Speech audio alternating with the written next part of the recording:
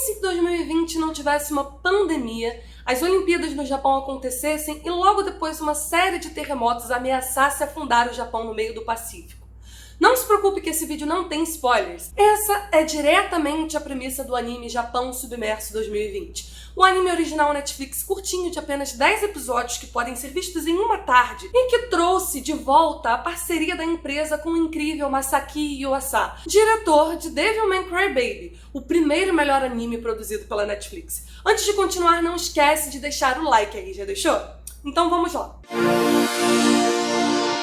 Olá galera, eu sou a Tatá e o vídeo de hoje é uma crítica / recomendação de uma obra incrível. Eu tenho feito cada vez menos vídeos como esse, mas algumas novidades simplesmente não podem ser ignoradas. Apesar de que infelizmente são ignoradas pelo hype.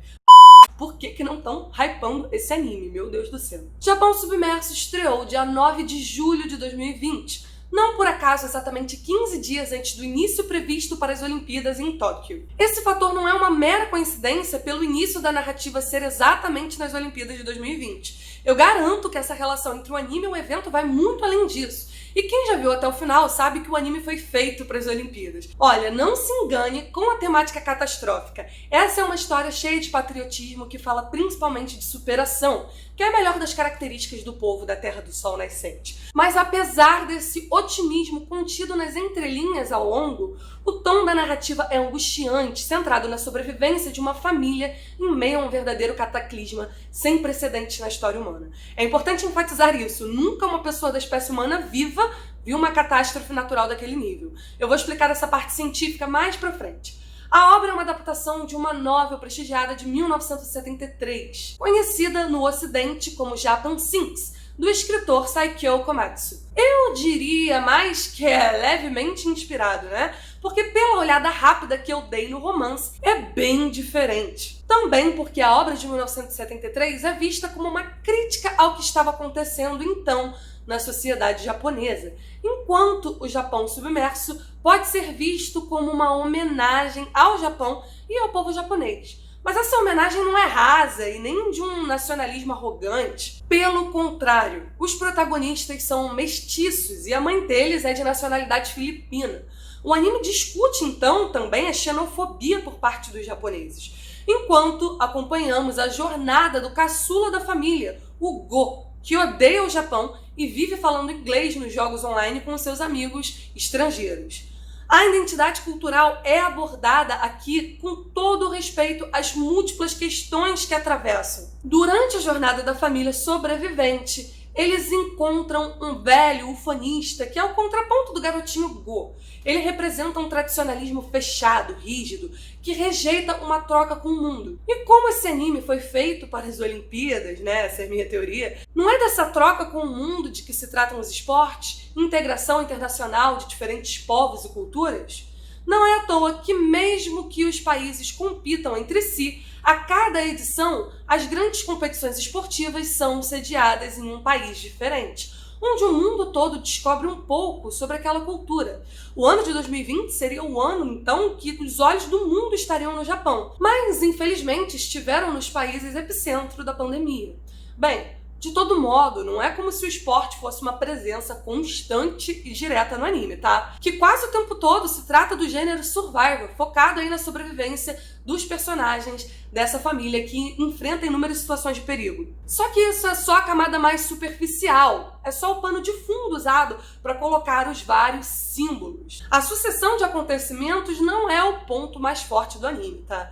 Eu confesso que em alguns momentos o roteiro decepcionou um pouco, e eu não posso aprofundar nisso para não dar spoilers. Mas por acaso, depois eu vi que é o mesmo roteirista de Dragon Ball Super.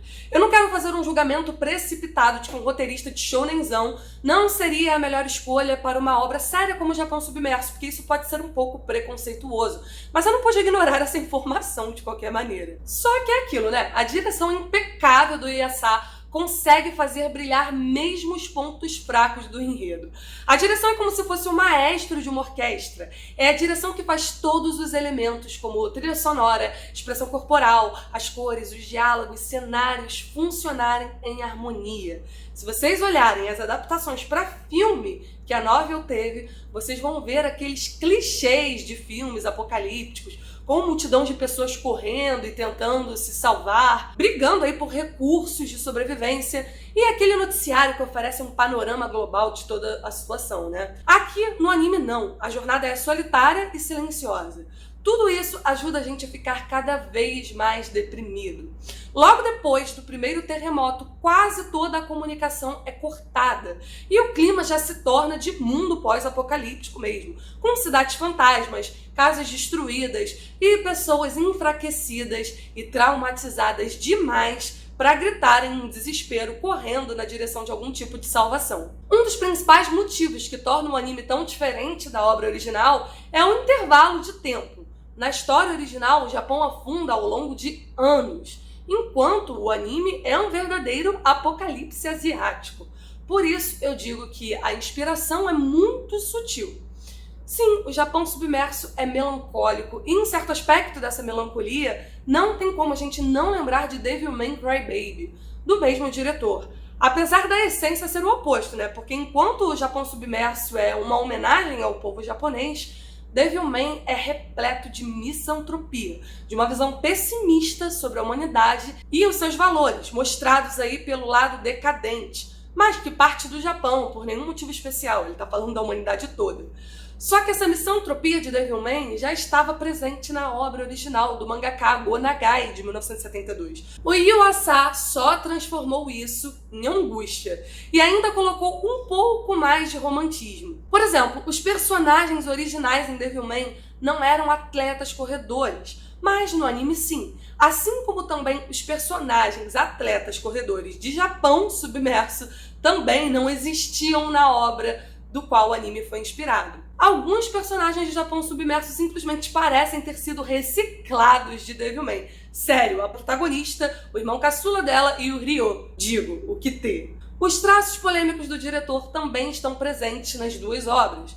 É conceitual, é proposital e é a marca dele como artista que ajuda a construir a angústia.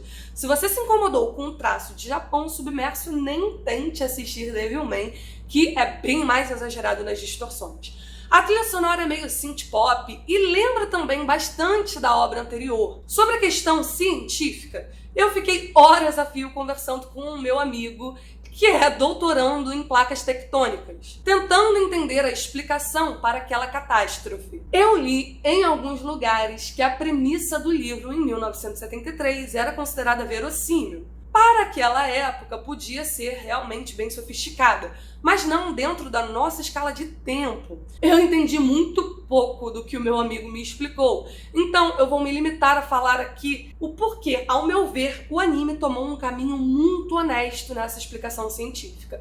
Eu acredito que talvez a genialidade atribuída à novel de 1973 seja muito mais pelas questões políticas e sociais, como uma obra de distopia. Ou seja, apesar da novel forçar bastante, se fosse um filme americano, estaríamos acompanhando uma equipe de especialistas que iria entrar na crosta terrestre para salvar todo mundo numa virada super emocionante, sabe como é, né?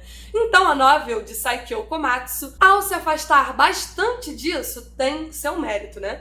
Apesar de, na continuação, lançada em 2003, predizer uma era glacial que avançaria em 30 anos, o que, convenhamos, é bastante cafona, né? Esses processos geológicos levam milhões a bilhões de anos para acontecer. Já o anime vai mais longe ainda que o livro, porque a catástrofe avança em dias ao invés de em alguns anos. Bem, eu saio em defesa do anime como uma obra completamente simbólica. A explicação científica usada para justificar por que o Japão iria afundar é exatamente o mesmo processo pelo qual as ilhas japonesas emergiram do mar muito recentemente. E quando eu falo muito recentemente, eu tô falando de 10 milhões de anos. Isso porque a maior parte da superfície terrestre tem pelo menos bilhões de anos. Daí, esse detalhe especial sobre o Japão aproxima a história geológica da nossa escala humana e torna possível criar uma metáfora sobre o próprio país e o seu povo, abraçando a história do seu solo físico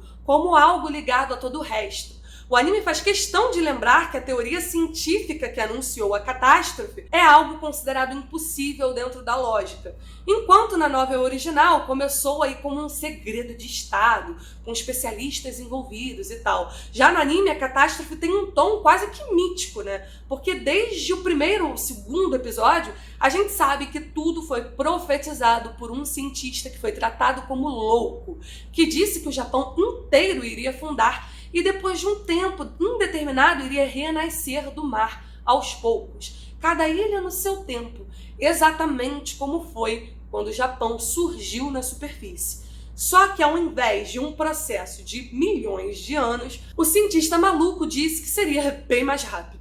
A metáfora aí é clara: a terra do sol nascente sempre se reerguerá das profundezas. Nihon, que é o nome do país, quer dizer exatamente isso, a origem do sol. A origem do nome do Japão está ligada à influência da cultura chinesa na Ásia, onde o Japão estava geograficamente a leste da China, onde o sol nascia. No entanto, esse nome que fazia do Japão um mero referencial a partir do ponto de vista chinês, foi abraçado e ressignificado pelos japoneses. Por infortúnio do destino da humanidade e das forças da natureza, acabou se tornando um nome perfeito para uma nação que, assim como o sol, sempre renasce mais uma vez depois da noite. Principalmente depois dos ataques nucleares a Hiroshima e Nagasaki, os japoneses acabaram ficando conhecidos por se reerguerem depois de tragédias. Um país que também sofre de muitas catástrofes naturais pela sua posição desprivilegiada em relação às placas tectônicas e que tem demonstrado constantemente uma capacidade de regeneração impressionante. Uma bela escolha de metáfora para representar a força do país anfitrião das Olimpíadas. Mas, infelizmente, o casamento do anime com o evento não foi possível pela outra catástrofe que nos pegou de surpresa em 2020. Ainda assim, Japão Submerso vale seu tempo e vejam até o final para que a obra toda faça sentido. Se você já viu o anime, diz aí o que você achou. Se ainda não viu, corre lá e depois não esquece de voltar aqui para deixar o seu comentário. Curtinho, só 10 episódios de 20 minutinhos. Eu vou ficar muito feliz se eu souber que você assistiu por ter visto esse vídeo, então não deixa de me avisar, tá bom? Um beijo e até o próximo vídeo.